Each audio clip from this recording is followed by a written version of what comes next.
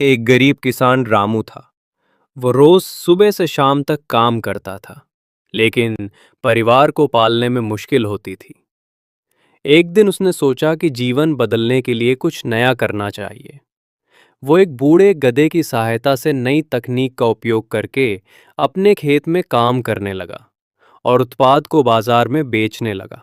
धीरे धीरे उसका परिवार खुशहाल जीवन जीने लगा। गरीब रिक्शा वाला। गर्मी अपने चरम पर थी।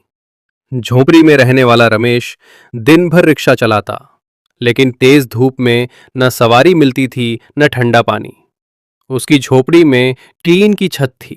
दोपहर को ऐसे तपती मानो आग बरस रही हो। उसकी पत्नी गीता बर्तन धोती थी और 7 साल का बेटा राहुल घर में पंखे के बिना गर्मी से बेहाल था। एक दिन राहुल बेहोश हो गया। डॉक्टर ने बताया, लू लग गई है, ठंडी जगह रखो, पानी दो। लेकिन उनके पास ठंडी जगह थी ही नहीं। उसी शाम एक एनजीओ ने पास में छांव केंद्र खोला। एक टेंट जहां पंखा था, पानी था और राहत थी। राहुल वहीं आराम करने लगा। रमेश ने राहत की सांस ली और कहा, गर्मी बहुत है, पर इंसानियत अभी बाकी है। किशोर एक गरीब किसान था। उसके पास थोड़ी सी जमीन थी और वो बहुत मेहनत करता था। एक साल बहुत सूखा पड़ा, फसलें बर्बाद हो गई और खाने को कुछ नहीं बचा। फिर भी किशोर कभी किसी के सामने हाथ नहीं फैलाता था। वो मेहनत और ईमानदारी में विश्वास रखता था। लेकिन किशोर ने हार नहीं मानी। उसने एक बंजर जमीन पर खुदाई शुरू की। लोग हंसते थे, अरे किशोर, यहाँ तो घास भी नहीं उगती, तू खेत कैसे उगाएगा? पर वो मेहनत करता रहा। कुछ ही दिनों में वहां पानी निकल आया। किशोर ने वहीं फसल बोई और खूब अच्छी फसल हुई। अब वहीं लोग उससे खेती के तरीके सीखने लगे। सीख, कड़ी मेहनत और हिम्मत से किसी भी हालात को बदला जा सकता है। एक गांव में रामू नाम का एक गरीब किसान रहता था, जिसके पास ज्यादा जमीन नहीं थी, बस इतना कि वह अपने परिवार के लिए साल भर का गुजारा कर सके। बचपन से ही वह मेहनती था, पर उसके पिता के जमीन के झगड़ों में मर जाने के बाद से उसकी जिंदगी कठिन हो गई थी। सुबह होते ही वह बैलों को लेकर खेत की ओर निकल जाता और देर रात तक मिट्टी से जूझता रहता। फिर भी उसकी फसलें कभी ठीक से नहीं उग पाती, क्योंकि गांव में पानी की बड़ी समस्या थी।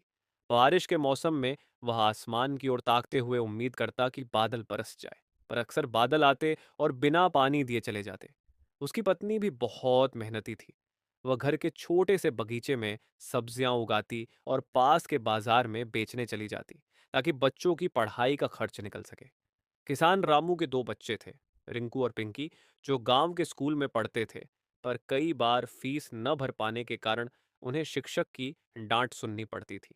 इसके बावजूद रामू अपने बच्चों को हमेशा यही सिखाता कि मेहनत का फल जरूर मिलता है, चाहे देर से ही क्यों न मिले।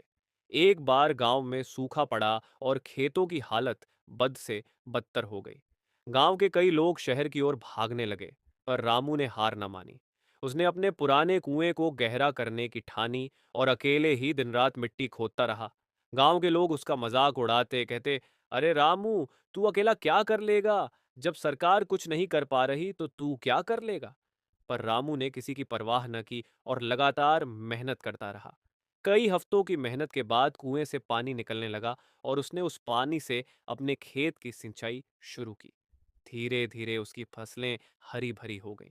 लोग हैरान रह गए कि जहां चारों तरफ सूखा पड़ा था, वहां रामू के खेत में लहलहाती फसलें लहरा रही थीं।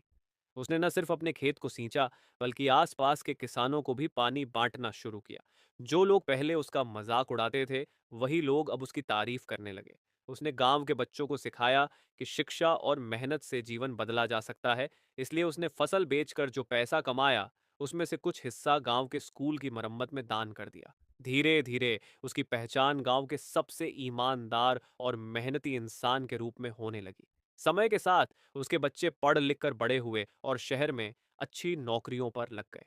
उन्होंने अपने पिता के संघर्ष को कभी नहीं भूला और गांव के विकास के लिए पैसा भेजते रहे। गांव में अब रामू की मेहनत की कहानियां सुनाई जाती और बच्चे उनसे प्रेरित होकर मेहनत करने की सीख लेते। रामू अब बूढ़ा हो चुका था, पर उसके चेहरे पर संतोष की चमक थी, क्योंकि उसने अपने जीवन से साबित कर दिया था कि गरीबी कोई अभिशाप नहीं, बल्कि मेहनत और लगन से उसे मात दी जा सकती है। उस गांव के लोग आज भी कहते हैं कि अगर कभी हिम्मत टूटने लगे तो रामू किसान की कहानी याद कर लो, जो अकेला भी हिम्मत से लड़ सकता है और सूखी जमीन पर हरियाली ला सकता है।